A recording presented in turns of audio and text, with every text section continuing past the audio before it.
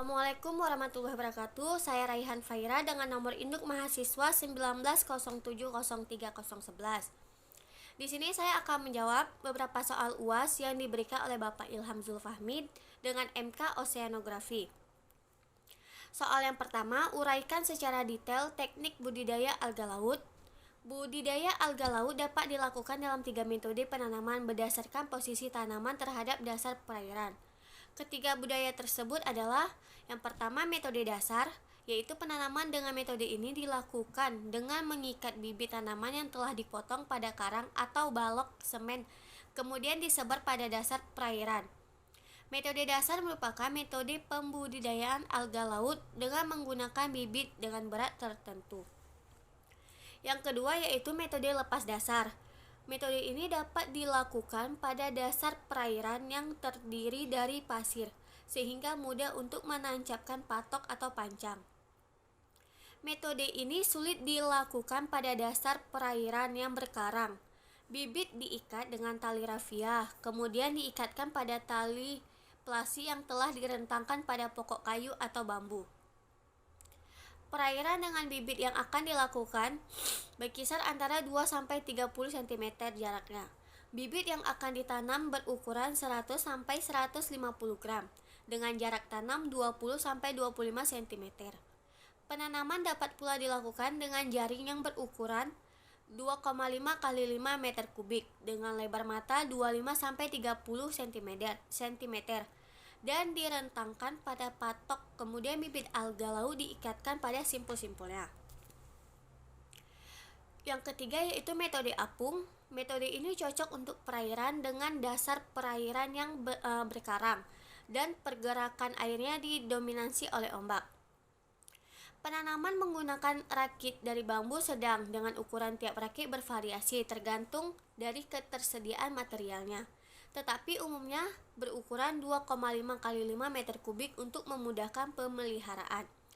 Pada dasarnya, metode ini sama dengan metode lepas dasar, hanya posisi tanaman terapung di permukaan mengikuti gerakan pasang surut. Soal nomor 2, jelaskan apa faktor lingkungan dapat mempengaruhi pertumbuhan alga laut. Pertumbuhan alga dapat dipengaruhi oleh faktor eksternal seperti faktor lingkungan. Faktor lingkungan yang mempengaruhi laju pertumbuhan alga diantaranya yaitu suhu, cahaya, pH, dan konsentrasi elemen-elemen esensial atau nutrien yang dipakai untuk berfotosintesis. Soal nomor 3, apakah dampak pencemaran lingkungan terhadap reproduksi bentos laut? Dampaknya yang pertama yaitu menurunnya jumlah reproduksi bentos. Jika suatu lingkungan tersebar, maka jumlah reproduksi bentos tersebut akan menurun dengan sendirinya. Dampak yang kedua yaitu imigrasi bentos. Suatu lingkungan tercemar akan mempengaruhi dari segi reproduksi bentos dan imigrasi bentos, sehingga jumlah bentos yang ada di perairan tercemar tersebut secara berangsur akan berkurang karena bentuk tersebut mencari lingkungan yang baik untuk pertumbuhan dan reproduksinya. Faktor apa saja yang perlu diperhatikan dalam mengembangkan ekowisata pesisir?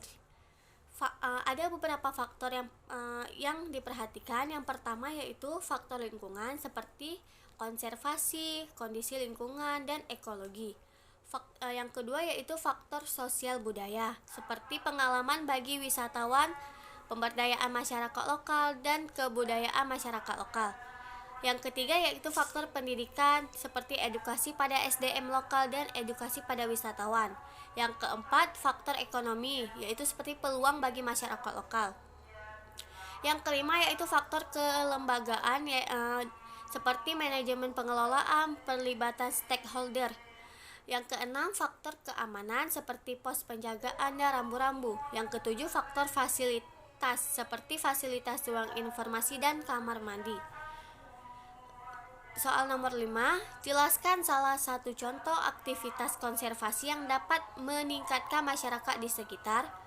Jawabannya, upaya konservasi satwa langka di Indonesia agar tidak punah, memberikan edukasi dan sosialisasi, mendukung upaya pelestarian lingkungan tersebut.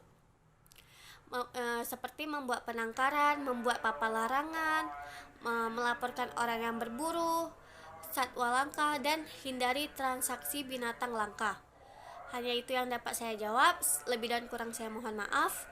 Wassalamualaikum warahmatullahi wabarakatuh.